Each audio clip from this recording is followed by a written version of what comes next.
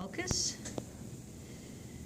precentral gyrus, postcentral gyrus, frontal lobe, parietal lobe, longitudinal fissure, lateral sulcus, transverse fissure, cerebellum, cerebrum, occipital lobe, temporal lobe, olfactory tract, olfactory bulb. This wire represents the infundibulum. This is the pituitary gland. There goes the pituitary gland. Okay. All right. Thanks. Corpus callosum, septum pellucidum, fornix, choroid plexus. This is the pineal gland. Optic chiasm. The infundibulum would be right here. This is the mammillary body, hypothalamus, this area.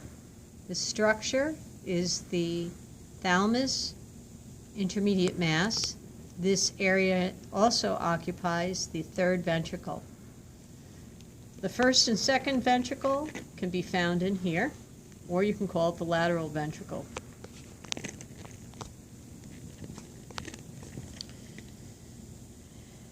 From the third ventricle, the cerebral aqueduct, and then there's this triangle here, better represented on muscle head, the fourth ventricle. The pons and medulla oblongata, and then the pineal gland.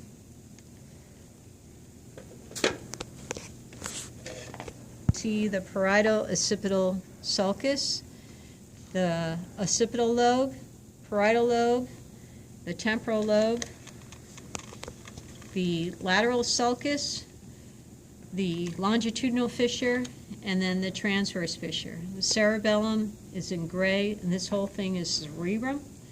The central sulcus, the precentral gyrus, postcentral gyrus.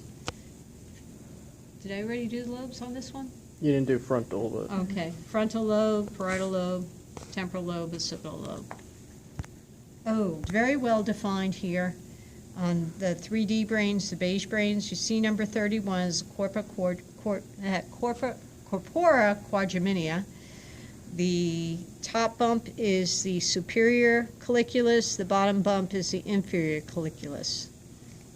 Cerebrum, corpus callosum, septum pellucidum. This white thing is the fornix. This purple thing is the choroid plexus.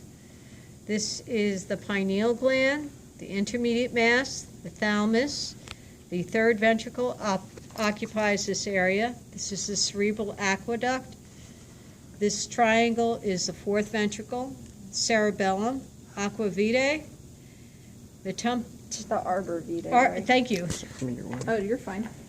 Yeah, arbor vitae. Arbor vitae. I had a little Caitlin in me. This is the corpora quadriminea. The top bump is the superior colliculus. The bottom bump is the inferior colliculus. The optic chiasm, the infundibulum, the pituitary gland, the mammillary body, hypothalamus, the pons, medulla oblongata. Spinal cord, it's important to know front from back. The anterior median fissure is this cut where, or this crack where the pipe cleaner is. Okay. This line represents the posterior median sulcus. So if this is the anterior, this is the posterior. This white area is the anterior funiculus or column, lateral funiculus or column, posterior funiculus column. Okay? The gray horns, anterior horn, lateral horn, and posterior horn, or you can call it dorsal horn.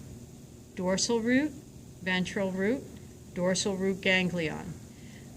Dorsal root plus ventral root equals the spinal nerve. From the spinal nerve, 4 branches. The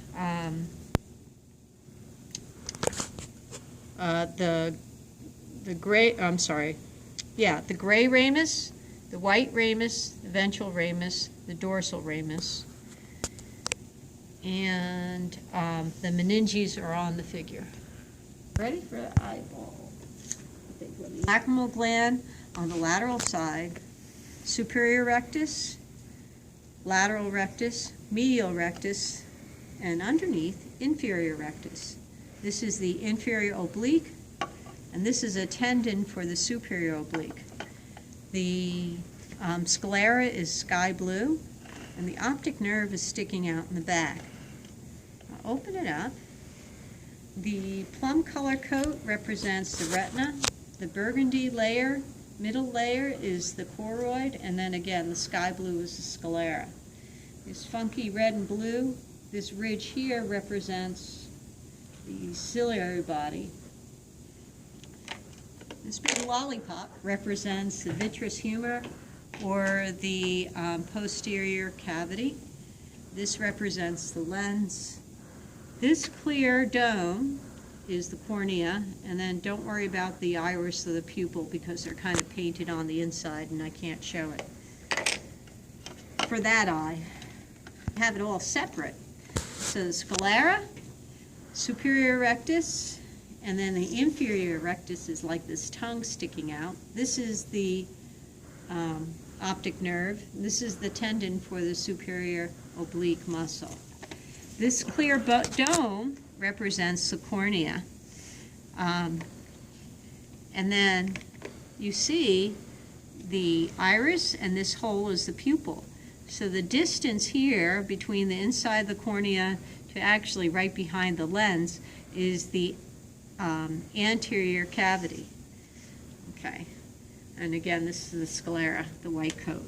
This plum coat here is the choroid, the middle layer, and then the excuse me, thanks. The raspberry coat is the retina, the inner layer. Bless you. Bless you. Don't jinx me. There you go. All right, this is the pupil. This ridge here represents the ciliary body. This one has the painted in, this ketchup stain, like kind of semicircle here, represents the macula lutea. The bright yellow dot is the fovea, or the fovea centralis. This white paint semicircle represents the optic disc. Okay. Okay. The posterior cavity is this, or you can call it the vitreous humor. And then this is the lens. Gland. Say that again. Lacrimal gland on the lateral side. Lateral rectus, superior rectus, medial rectus. This is the tendon for the superior oblique, and then the inferior oblique right here. And this is the sclera, the white coat. This tangerine thing represents the retina. This is the ciliary body, this black ridge here. The burgundy middle layer is the choroid, and then the sclera again is the white on the outside. This is the vitreous humor, or the posterior cavity, and then this is the lens. And then would we drop? Oh, thank you. So this clear dome represents cornea, and then this color portion here represents the iris, and then the hole here represents the pupil. On this one you really can't see the inferior rectus because it's between the globe of the eye and the platform. You can't separate them, but the other eye you can. Or the auricle of the ear. The external auditory meatus, external auditory canal. This is the auditory tube, or the eustachian tube. This white piece here represents the tympanic membrane. The bone directly in contact with the tympanic membrane. Here it's labeled number 8 is the malleus. The bone next to the malleus is the ingus, labeled number 9. And then